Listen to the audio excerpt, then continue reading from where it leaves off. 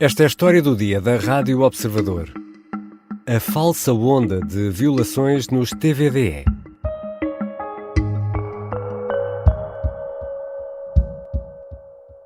Ficou em prisão preventiva um motorista de TVDE suspeito de ter violado uma passageira na região da Grande Lisboa. O caso aconteceu na noite de 27 para 28 de julho. De acordo com a Polícia Judiciária, o motorista, de 26 anos, terá aproveitado o facto de a passageira ter adormecido para consumar a violação, que ocorreu a cerca de 600 metros da casa da vítima. O caso foi notícia em Portugal e, claro, na Rádio Observador, e levantou dúvidas sobre uma alegada onda de violações em viaturas TVDE. Trata-se apenas de um caso e as autoridades desmentem categoricamente a existência de uma onda de abusos sexuais. Neste episódio, vamos explicar o que aconteceu e como foi fundamental uma queixa para que as autoridades pudessem chegar ao suspeito do alegado crime. Vou conversar com Carlos Diogo Santos, editor de Sociedade do Observador. Eu sou o Ricardo Conceição e esta é a história do dia.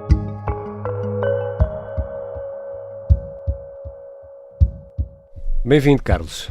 Olá, Ricardo. Carlos, vamos começar aqui por um caso concreto de suspeita de abuso sexual num carro, num TVDE. O que é que sabemos sobre este caso? Sabemos que uma jovem que tinha estado com os amigos numa zona de diversão noturna, ali próximo do Caixo de Sodré, em Lisboa, na madrugada do dia 28, decidiu ir para casa, chamou um carro através de uma das plataformas online e quando chegou, ela depois estava exatamente entre a estação de metro e a estação de barcos, viu que era o carro dela, entrou, lá dentro estava um rapaz também de 26 anos e até aí tudo normal, seguiram para a zona onde vive, mas poucos metros antes de chegar ao destino, o condutor ter-se-á percebido que a jovem estava a dormir, não que estivesse, aliás falámos com a polícia, não estava alcoolizada, estava cansada e ao aperceber-se que estava a dormir, sai do lugar do condutor, vai para o banco de trás e é aí que terá cometido os crimes que a Polícia Judiciária está neste momento a investigar e que são crimes de natureza sexual, portanto, a violação da jovem. A polícia usa crimes de relevo, não é? Usa esse termo. Sim. E o suspeito está detido? Sim, neste momento ele está detido, está em prisão preventiva, é a medida de coação mais gravosa, portanto é mais privativa da liberdade, depois de ter sido ouvido por um juiz no Tribunal de Instrução Criminal de Lisboa. A Polícia Judiciária conseguiu investigar este caso, obviamente na perspectiva da vítima nunca é depressa demais, mas numa semana conseguiu chegar ao suspeito e detê-lo. Como é que isto tudo funcionou? Sim, a investigação foi célere e nós sabemos, até tendo em conta muitas outras a que assistimos e que demora muito porque há perícias que são complexas e neste caso tentámos perceber exatamente o que é que está aqui por detrás desta rapidez e há para já um dado que é fundamental, foi uma denúncia feita pela vítima numa fase muito cedo, portanto ela assim que acabou o transporte e que ela percebe-se que tudo aquilo que aconteceu tem que ser comunicado à polícia, não demora muito tempo e não só comunica os factos à polícia, como também vai a um hospital onde acaba por ser assistida. Depois tem que ver com o facto de a plataforma de TVDE ter todos os dados dos condutores e conseguir monitorizar até onde é que está cada um dos carros. Isso ajudou a polícia em pouco tempo conseguir localizar o suspeito. Depois disso há também um trabalho, aliás o Diretor Nacional Adjunto da Polícia Judiciária também nos explica que foi muito rápido da própria Judiciária a fazer todos os exames que são precisos, exames biológicos, para comprovar aquilo que era a tese da vítima. Porque, Carlos, como estás agora mesmo a explicar, para já a queixa às autoridades é fundamental. É fundamental haver uma denúncia de crimes, então nestes casos de abuso sexual ainda mais, e o tempo aqui é mesmo um fator crucial, não é? Sim, aliás, na entrevista ao Diretor Nacional Adjunto da Polícia Judiciária, esse foi um dado que foi sublinhado ao longo de toda a conversa, porque muitas vezes assistimos, por exemplo, a alguns textos, publicações nas redes sociais a dar conta de que um crime aconteceu. Aquilo que as vítimas de qualquer crime devem fazer, nomeadamente este, é assim que acontece algo que consideram que pode ser a prática de um crime, devem falar logo com a polícia para que a investigação seja mais rápida. E isso foi sublinhado aqui neste caso. Este é um caso particular de uma grande celeridade e eficácia da investigação, exatamente porque começa com uma denúncia célere. E depois temos também todos os outros detalhes, não é? Falámos aqui de outros fatores, a identificação do condutor através da plataforma colaborou neste caso desde o primeiro momento e muitas vezes podemos achar que existem situações de menor controle ou de vários condutores que podem usar o mesmo carro. Neste caso, a plataforma conseguiu dar todos os detalhes que a polícia precisava e depois o carro, como foi encontrado ainda numa fase, em poucos dias após o crime, ainda tinha muito material que ajudou na investigação e, portanto, o tempo foi importante e para isso acaba por haver várias coisas que ajudam, não é? A denúncia, a rapidez da plataforma e depois a polícia que ainda encontra o carro numa fase próxima do crime. De resto, Carlos, as próprias unidades de saúde estão em alerta para este tipo de situação, não é? Sim, aliás, deverão estar, e mesmo em casos em que a vítima não comunica que foi vítima de um crime, se houver alguma suspeita, todo o pessoal clínico, quer seja um crime de natureza sexual, de violência doméstica, deve também estar, como dizias, alerta para informar as autoridades e dar início a um processo de um inquérito de crime. Já regressamos à conversa com Carlos Diogo Santos, editor de Sociedade do Observador. Este é apenas um caso, porque terá surgido esta ideia de uma onda de violações nos TVDE.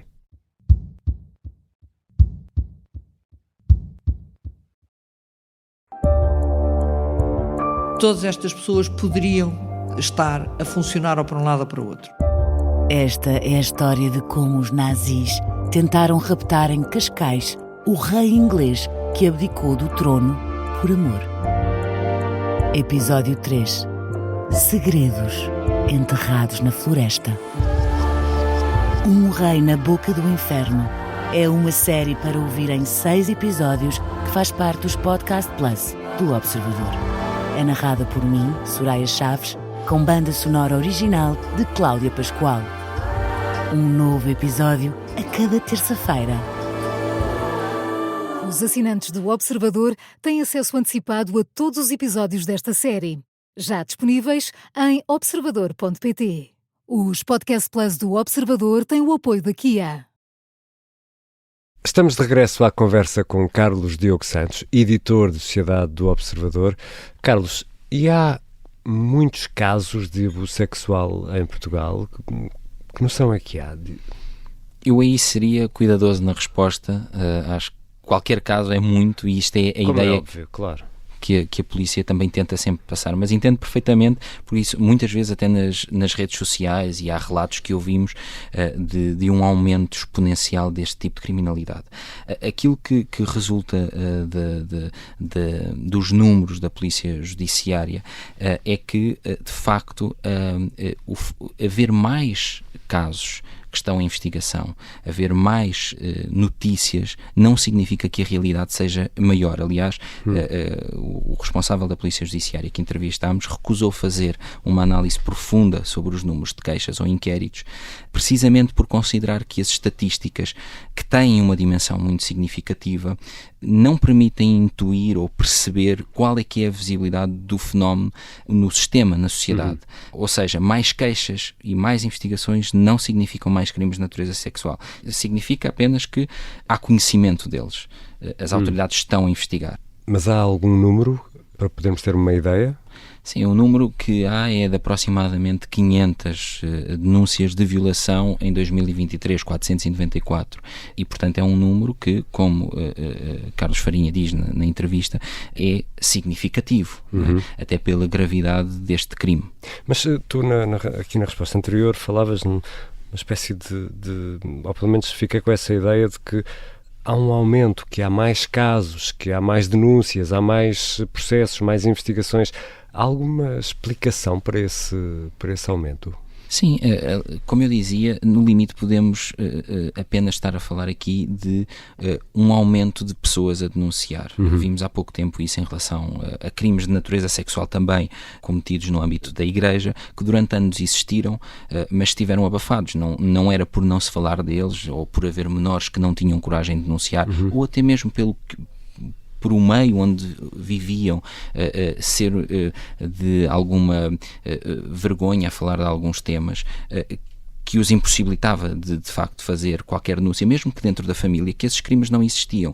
E, portanto, o que nós podemos dizer é que hoje há mais denúncias.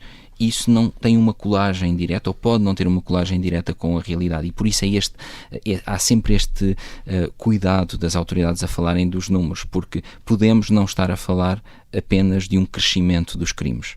E, obviamente, isso reforça a importância da denúncia para que exista uma investigação e para que exista um caso, não é? Exatamente. E como referias há pouco, Carlos, as redes sociais, o mundo digital em que todos vivemos, o mundo digital já não é o futuro, é o presente, também abre a porta a outros tipos de crime podem e estão relacionados com o abuso sexual.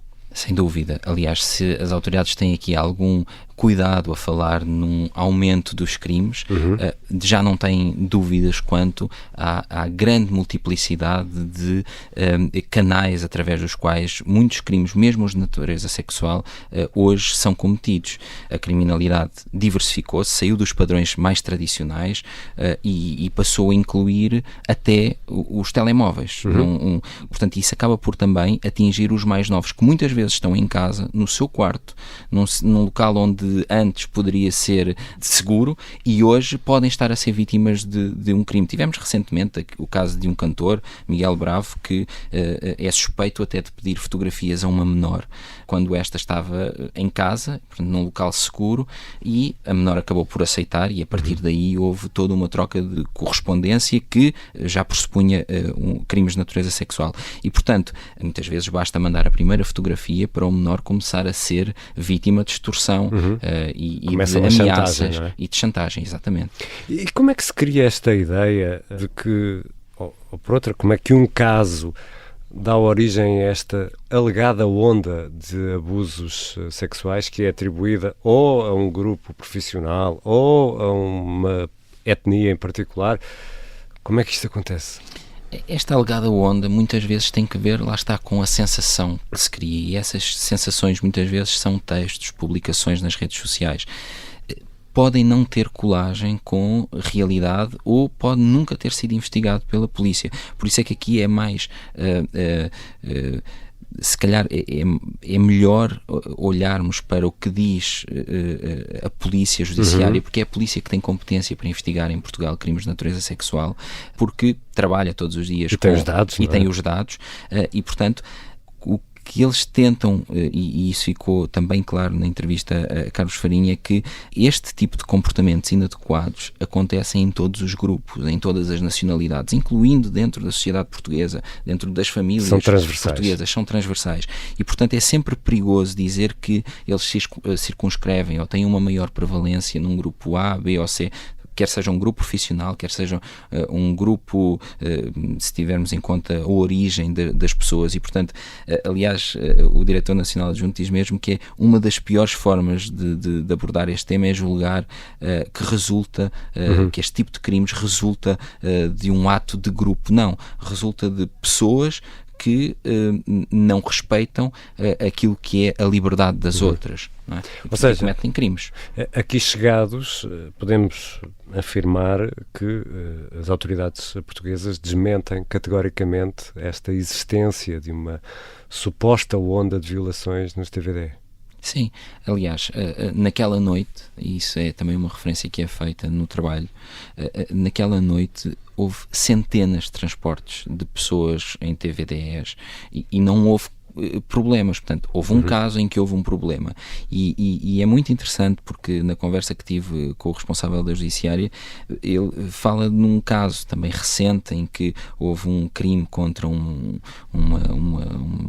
também de natureza sexual entre vizinhos, e ele questionou-me: isto significa que vamos acabar com a vizinhança em Portugal? Lá está, não podemos tomar nunca aqui a exceção pela regra, e portanto é preciso sempre ter esse cuidado. Há nas famílias, conhecemos o fenómeno da igreja, conhecemos o fenómeno de pessoas próximas que têm relações de amizade, ou às vezes até porque têm relações com um progenitor e acabam por cometer algum crime dentro da família. E, portanto, agora, obviamente que há uma realidade que são os TVDs, há de facto muitas pessoas a serem transportadas, e também poderá e haverá casos em que isso vai acontecer, e cada caso vai ser um caso a mais, um caso em excesso. Nunca são poucos, não é? Porque basta um para ser considerado uma tragédia, porque de facto destrói uma vida, não é? Obrigado, Carlos. Obrigado.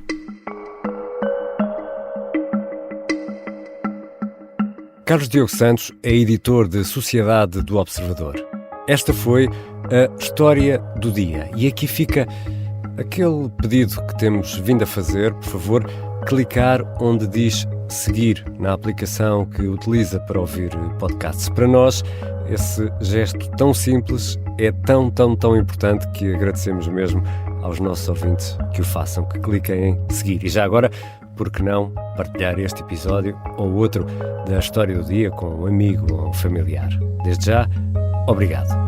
A sonoplastia é da Beatriz Martel Garcia, a música do genérico do João Ribeiro. Eu sou o Ricardo Conceição. Até amanhã e boas férias.